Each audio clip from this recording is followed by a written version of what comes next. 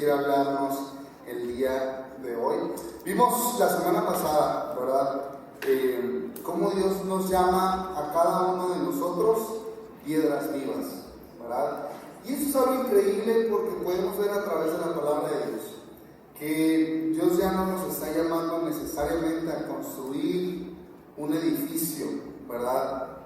Físicamente, construir una iglesia físicamente, sino nos llama a construir una casa espiritual. Y entonces dice que tú y yo somos esas piedras vivas que unidos construimos la casa de Dios, ¿verdad? Eso es algo impresionante. Cada uno de nosotros colaboramos en la construcción de la iglesia, ¿sabes? Cada obra buena que tú haces en este lugar por alguien más construye a la iglesia. Algunos construimos la iglesia dando la bienvenida, acomodando una silla, sirviendo con niños o en estacionamiento. Hay distintas formas en las que tú y yo construimos la casa de Dios, construimos la iglesia. ¿No es esto algo increíble? ¿Sabes? Que Pablo nos dice que Cristo es la piedra angular de la iglesia, pero entonces tú y yo sobreedificamos, ¿verdad? O sea, Cristo es la piedra angular, es el fundamento, y después tú y yo construimos encima de ese fundamento. ¿Sabes? Cristo hubiese podido haber construido también la iglesia, pero Cristo nos dejó a ti y a mí ese gran privilegio y esa grande responsabilidad de construir la iglesia. Por eso es que Pablo nos habla en primera carta a los Corintios 3, si puedes acompañarme. Primera carta a los Corintios 3, versículo 10, dice en la palabra: por la gracia que Dios me dio, yo eché los cimientos como un experto en construcción, ahora otros edifican encima. Pero cualquiera que edifique sobre este fundamento tiene que tener mucho cuidado, pues nadie puede poner un fundamento distinto del que ya tenemos, que es Jesucristo. El que edifique sobre este fundamento podrá usar una variedad de materiales: oro, plata, joyas, madera, heno o paja. Pero el día del juicio, el fuego revelará la clase de obra que cada constructor ha hecho. El fuego mostrará si la obra de alguien tiene algún valor. Si la obra permanece, ese constructor recibirá una recompensa. Pero si la obra se consume, el constructor sufrirá una gran pérdida. El constructor se salvará, pero como quien apenas se escapa atravesando un muro de llamas. ¿No se dan cuenta que todos ustedes juntos son el templo de Dios y que el Espíritu de Dios vive en ustedes? Dios destruirá a cualquiera que destruya este templo, pues el templo de Dios es santo y ustedes son este templo. ¿Te parece, iglesia, si oramos en este día? Padre, queremos darte gracias, Señor, por esta oportunidad que nos das una vez más de exponernos delante de tu palabra. Creemos en el poder que hay en tu palabra, Señor. Así que el día de hoy te pedimos que transformes a través de ella nuestros corazones. Espíritu de Dios, revélanos tu palabra, revélanos al Padre, revélanos al Hijo, Señor, y lo que quieres hacer en cada uno de nosotros. En nombre de Jesús. Amén. Sabes, hace algunos años tuve la oportunidad de salir a otra ciudad para trabajar en demolición, ¿verdad? Y entonces íbamos a hoteles muy grandes y literalmente destruíamos todo porque esos hoteles iban a ser remodelados, ¿verdad? Y también íbamos a casas muy grandes y literalmente todo se iba a la basura, y lo mismo, quitábamos piso, paredes, de todo. Y entonces cuando yo regresé a la casa, llegué con mi mamá y le dije: mamá, ya te sé destruir la casa. Tú dime dónde. Ya agarro el marro y mi mamá así como de: bien por ti, ¿verdad? Pero búscate otro lugar para destruir, ¿no? Y sabes, quisiera decirte algo, y es que poco sirve saber destruir si es que no sé construir, ¿sí? Poco sirve saber destruir algo si es que no sé construir algo, ¿verdad? Y sabes, vivimos en un mundo en el que el enemigo está buscando destruir familias, destruir relaciones, destruir propósitos de Dios, inclusive dividirnos dentro de la iglesia. El enemigo está buscando separarnos, está buscando dividirnos, y hay muchas formas en las que busca hacerlo.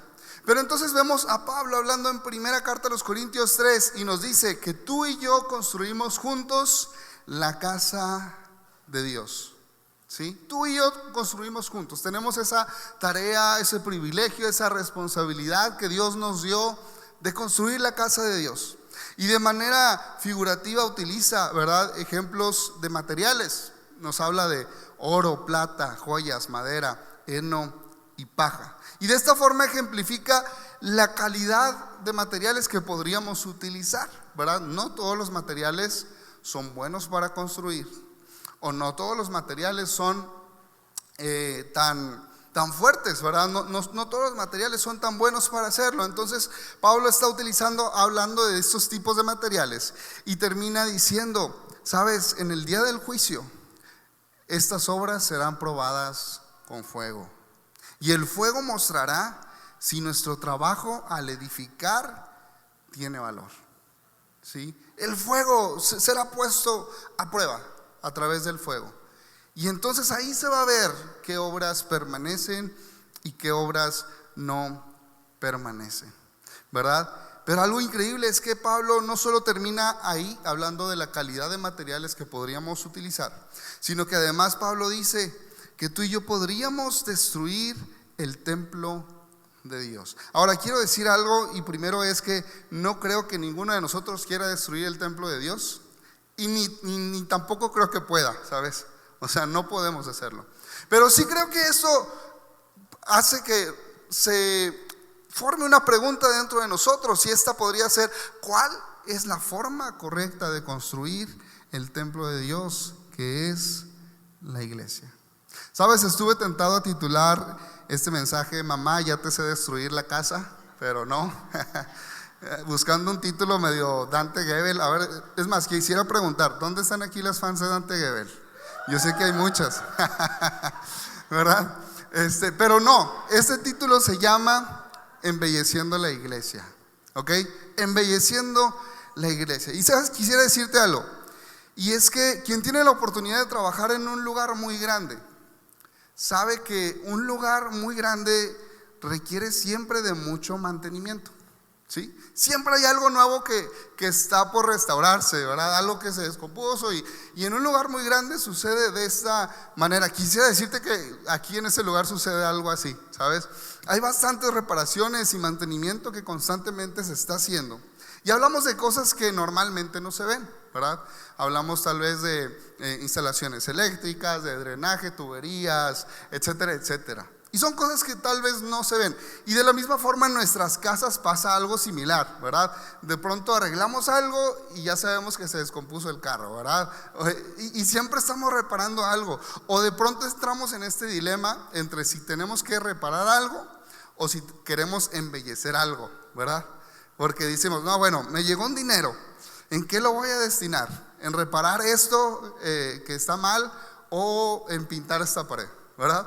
Y a todos nos ha tocado de pronto alguna vez ver alguna pared, por ejemplo, que tiene humedad, ¿verdad? Cuando una pared tiene salitre, la pintura comienza a deshacerse, se cae, y ves que la pared está húmeda.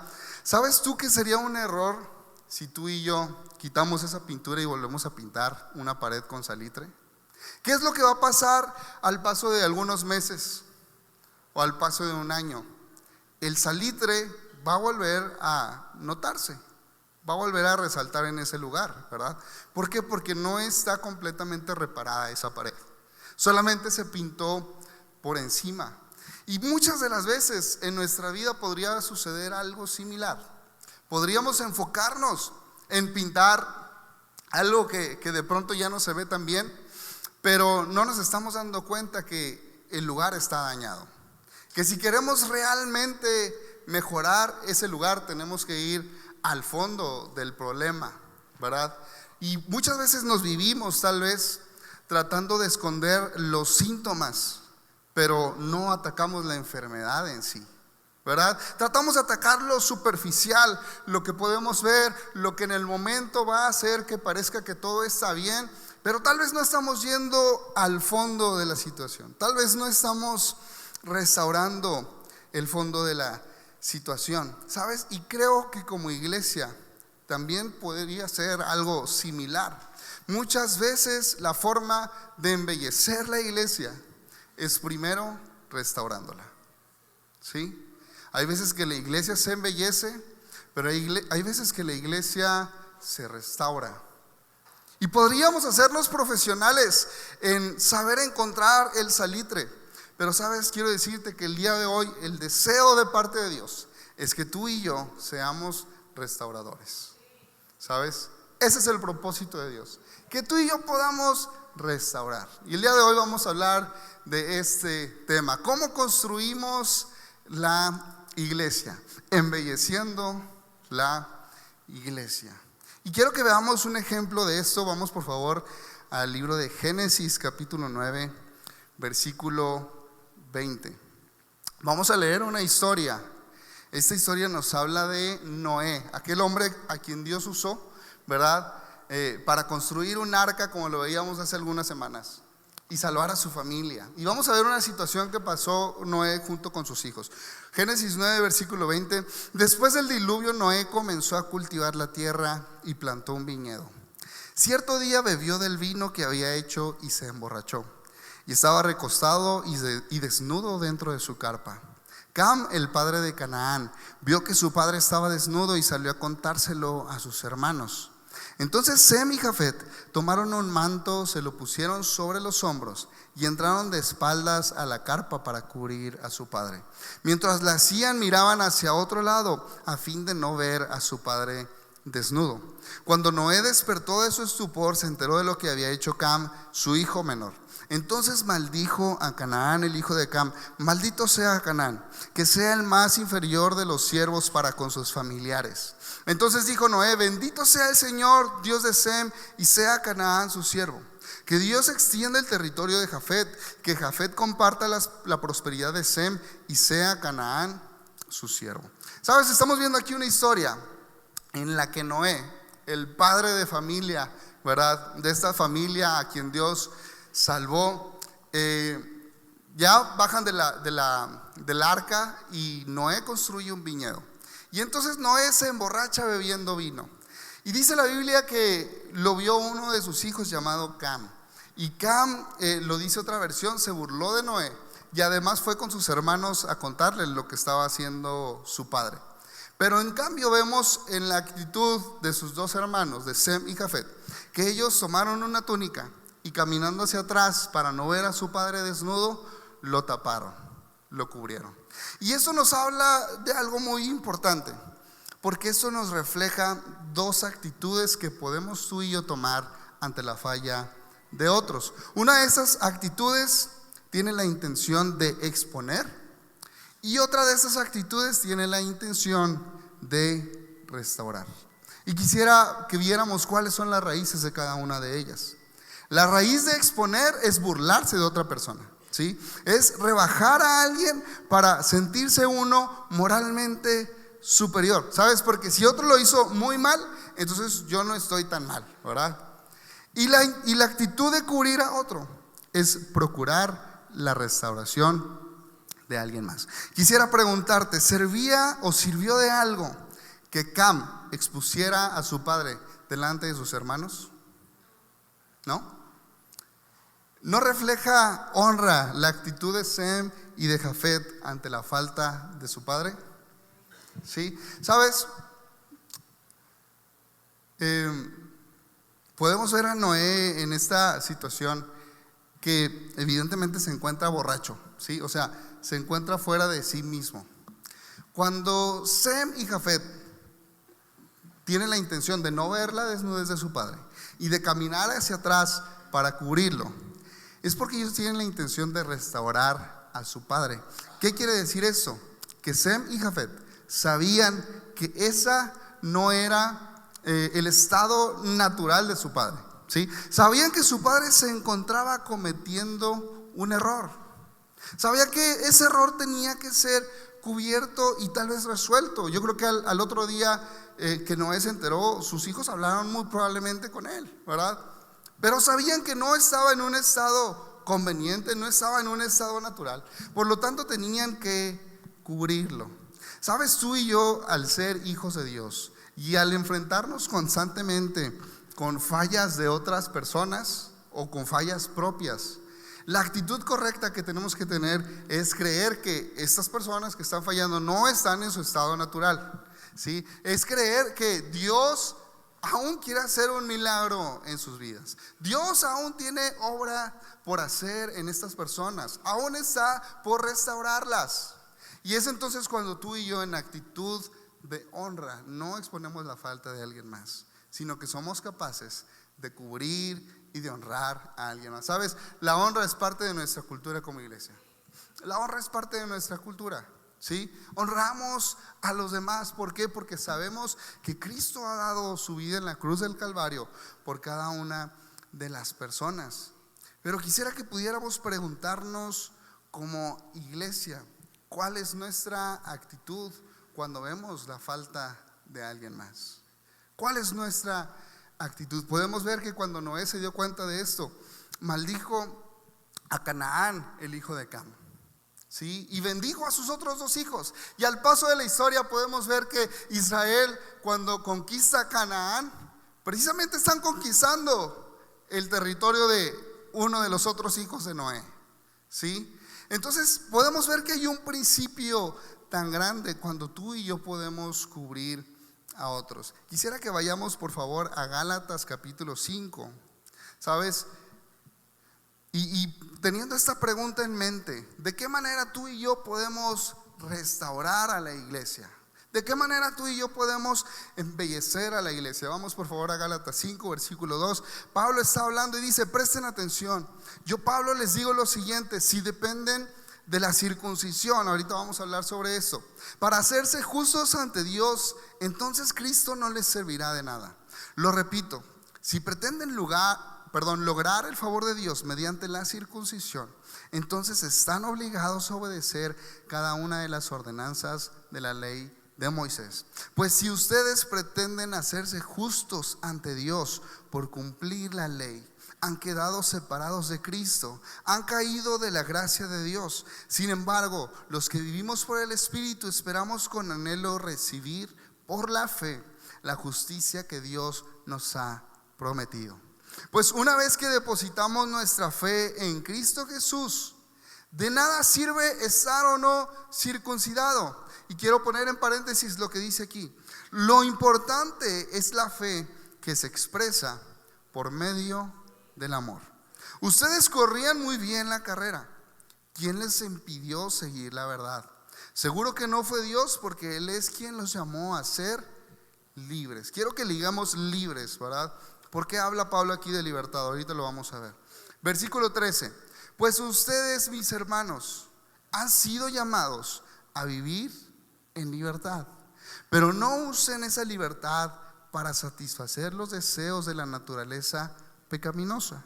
Al contrario, usen la libertad para servirse unos a otros por amor. Pues toda la ley puede resumirse en un solo mandato: ama a tu prójimo como a ti mismo. Y después Pablo termina usando de sarcasmo en este versículo diciendo: pero si están siempre mordiéndose y devorándose unos a otros, tengan cuidado, corren peligro de destruirse unos a otros. Sabes, quiero decirte que el libro de Gálatas es un libro bastante fuerte, ¿sí? O sea, Pablo está enojado en Gálatas. Incluso en el capítulo 6 Pablo dice: miren con cuán grandes letras les escribo. O sea, Pablo está, yo no me imagino, si viéramos los textos originales, cómo se vería eso, ¿verdad? Pablo está escribiendo y remarcando. El libro de Gálatas es un libro difícil, porque Pablo está hablándole a la iglesia de Gálatas y les está diciendo: Gálatas insensatos, ustedes comenzaron bien la carrera y ahora están en base a sus propias obras. Habiendo comenzado con el sacrificio de Cristo, ahora están tan centrados en sus propias obras. ¿Y por qué Pablo está diciendo eso? Porque Pablo se entera que en la iglesia de Gálatas hay celos, hay contiendas, hay divisiones, hay chismes, hay todo este tipo de cosas. Y entonces Pablo dice: ¿por qué es que están en las obras de la carne si habían comenzado bien? ¿Sí? Pablo les dice: ¿sabes? La raíz de todas estas actitudes es porque ahora están basando su cristianismo en sus propias obras y y no en Cristo. En pocas palabras, su orgullo les está haciendo señalar a otros. Y lo que Pablo está diciendo en este pasaje es: si ahora tienen una libertad en Cristo, utilicen esta libertad para servirse los unos a los otros en amor. ¿Sabes? Es algo impresionante porque Pablo está diciendo aquí: se les ha sido entregada una libertad tan grande de parte de Dios, ¿sí? Tenían un peso sobre ustedes mismos de la cual han sido despojados. Un peso de pecado, un peso de culpabilidad, y ahora ha sido despojado. ¿Cómo es que ahora se encuentran en las obras de la carne? ¿Cómo es que ahora, para enorgullecerse de lo que están haciendo, comienzan a señalar a otros? ¿Sí? Comienzan a juzgar a otros, comienzan a cerrar la puerta a otros. ¿Cómo es que ahora quieren enaltecer sus obras? ¿Cómo es que ahora quieren enaltecer si es solamente a través del sacrificio de Cristo? Es solamente a través de Cristo.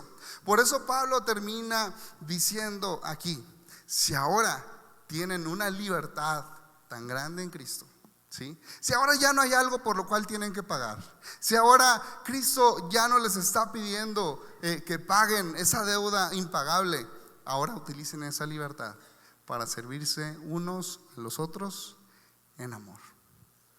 ¿Sabes? La libertad, ese regalo tan grande que recibimos de parte de Cristo, que nos despoja de un peso tan grande, trae un mensaje a nuestro corazón. Y ese mensaje es que yo ya no tengo más que aparentar, que yo ya no tengo más que ganarme el favor de Dios, que yo ya no tengo más que desacreditar a otros para entonces sentirme encima de ellos. ¿Sabes? No, ya no tienes que ganártelo. Cristo ya te lo dio.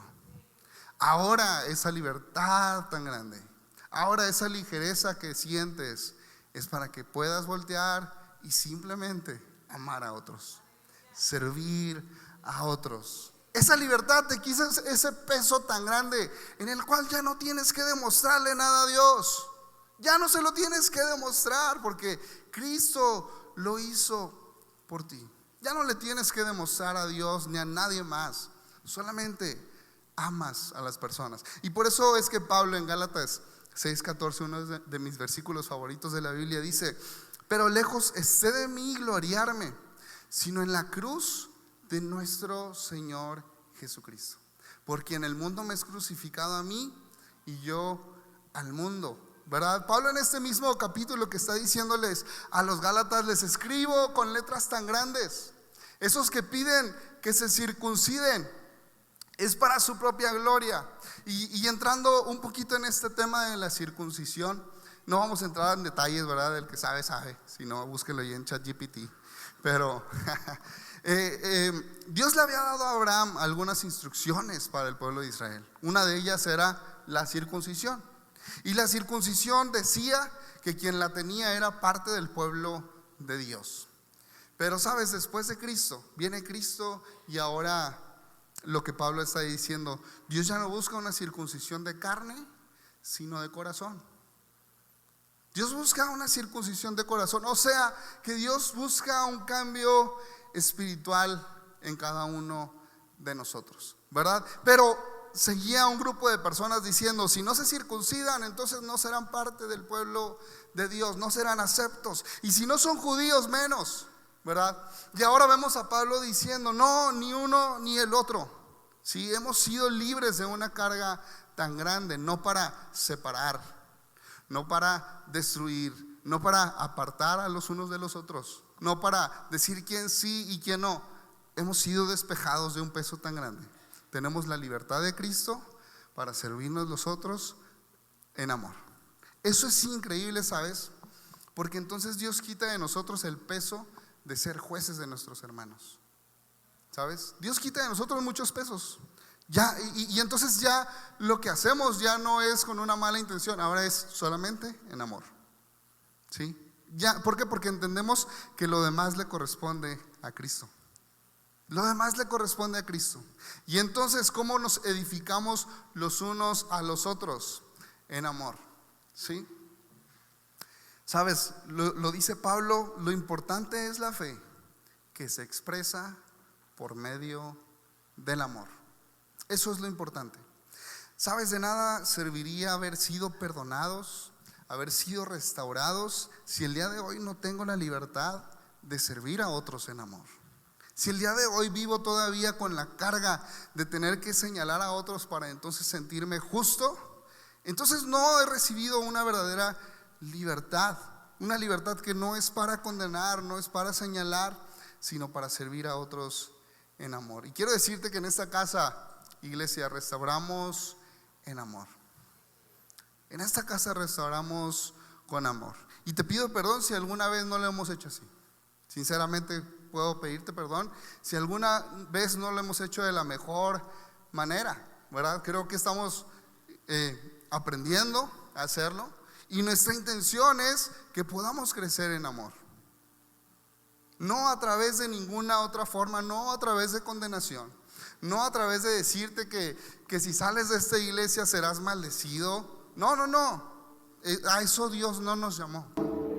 A lo único a lo que Dios nos llamó es a servir a otros en amor, porque lo demás le corresponde a Él. ¿Sabes? Restaurar no significa que siempre vamos a escuchar lo que queremos escuchar, ¿verdad?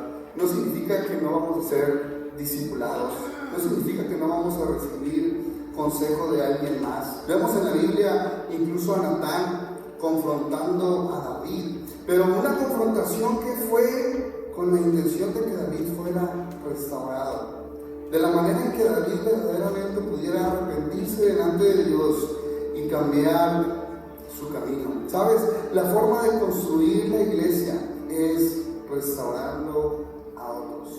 La iglesia requiere de constructores del reino.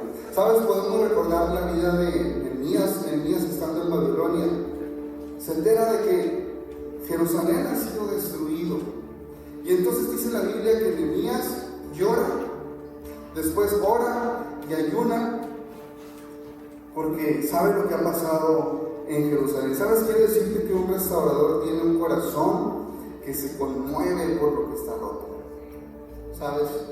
Un restaurador tiene un corazón que se conmueve por aquello que sabe que necesita ser restaurado. Pero ¿qué haría cada uno de nosotros nuestro corazón si supiéramos que Dios ya no tiene un futuro para las personas que están a nuestro lado?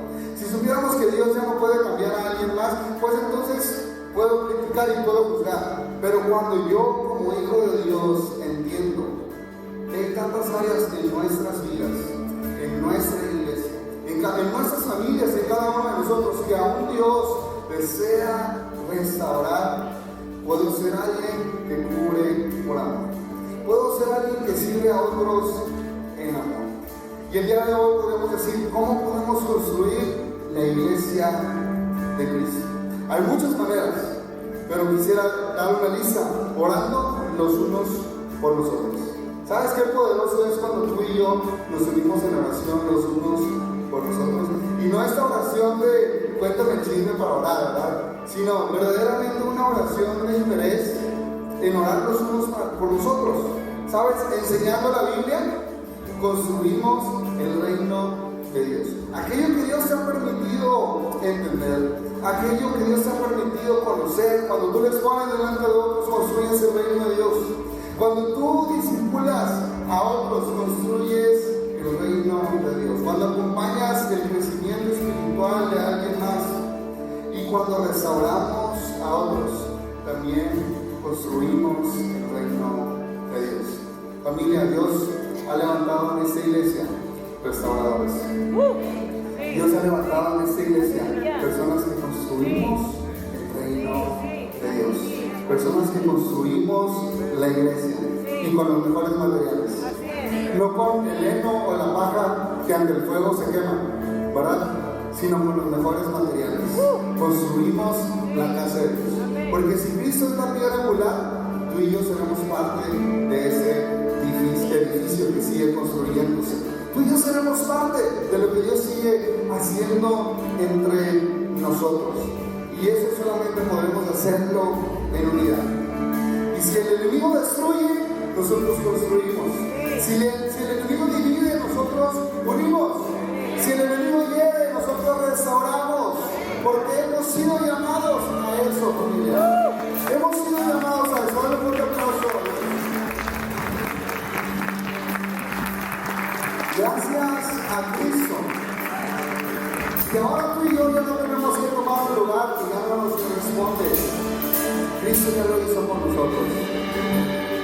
¿Sabes? Hace algunas semanas escuché una oración que realmente movió algo adentro. Y quisiera decirte que hay una canción que literalmente se inspiró en esa oración. La oración es la oración de San Francisco de Asís. Si tú escuchas ecos del grupo de Steven y Julia Richards, tienen una canción que se llama Maestro, que viene en las siglas Oración de San Francisco de Asís. Y es increíble lo que dice esta oración. Quisiera leerla. Dice esta oración: oh Señor, haz un instrumento de tu paz, donde hay odio, que lleve yo el amor, donde haya ofensa, que lleve yo el perdón, donde haya discordia, que lleve yo la unión, donde haya duda, que lleve yo la fe, donde haya error, que lleve yo la verdad, donde haya desesperación, que lleve yo la alegría, donde haya tinieblas, que lleve yo la luz. Oh Maestro, hacer que yo no busque tanto ser consolado sino consolar, ser comprendido sino comprender, ser amado como amar, porque es dando que se recibe, perdonando que se es perdonado, muriendo que se resucita a la vida eterna. ¿Sabes qué increíble es esta oración? Porque creo que de alguna manera cambia nuestra perspectiva. Y ya no nos hace ser personas que estemos buscando ser consolados, sino que ahora comprendemos la necesidad de consolar a otros. Entendemos la necesidad de perdonar a otros. Entendemos la necesidad de restaurar a otros. ¿Sabes? Quiero decirte que es importante que primero permitamos que Dios restaura de fondo nuestras vidas. ¿Sí? Restaura de fondo nuestras heridas, nuestro pasado, para que entonces sirva de algo embellecer el exterior, sirva de algo embellecer lo demás. Necesitamos ser restaurados para entonces poder restaurar a otros. El propósito de Dios es que tú y yo sigamos construyendo su iglesia. ¿Sabes? Qué increíble que esto no terminó con los apóstoles. Eso continúa el día de hoy contigo y conmigo. Seguimos construyendo el reino de Dios, pero para eso es necesario que tú y yo podamos acercarnos con una actitud correcta delante de Él. ¿Qué te parece si nos ponemos de pie y podemos cantar todos juntos?